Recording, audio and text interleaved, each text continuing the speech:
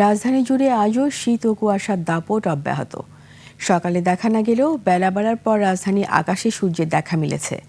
মাঝারি থেকে ঘন কুয়াশায় ঢেকে থাকায় অনেক এলাকায় যানবাহন চলছে ধীর গতিতে। আবু সাইদের রিপোর্ট।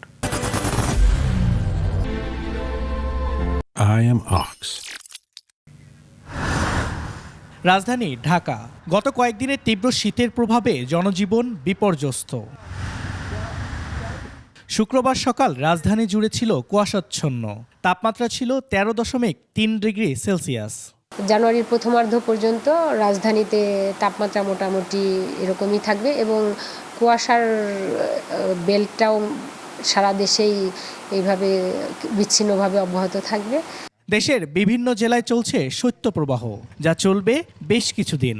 এই শৈত্যপ্রবাহটা আগামী 6 তারিখ থেকে আবার, এখন থেকে একটু কমে গেলেও 6 তারিখ থেকে আবার কিছুটা শৈত্যপ্রবাহের পরিমাণ এলাকাটা বেড়ে যাবে।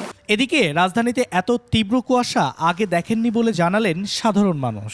গতবারের থেকে এবারে আসলে প্রচুর শীত, মানে আগের বারের থেকে প্রচণ্ড। মানে আগে হচ্ছে যেরকম অতটা ভারী জামা কাপড় বা এসব পরা হতো না, কিন্তু এখন হচ্ছে মানে খুব ঠান্ডার জন্য বেশি পরা হচ্ছে। ঢাকার আমার বয়সও আমি এইরকম দেখি নাই, কিন্তু আজকে কয়টা দিন ধরে যাবত এই ঘন কুয়াশাটা আর কি সকালবেলা দেখছি আমি। শীত প্রচুর, রোদ ওঠে না, বৃষ্টি বাসার নিয়ে অনেক সমস্যায় হয়।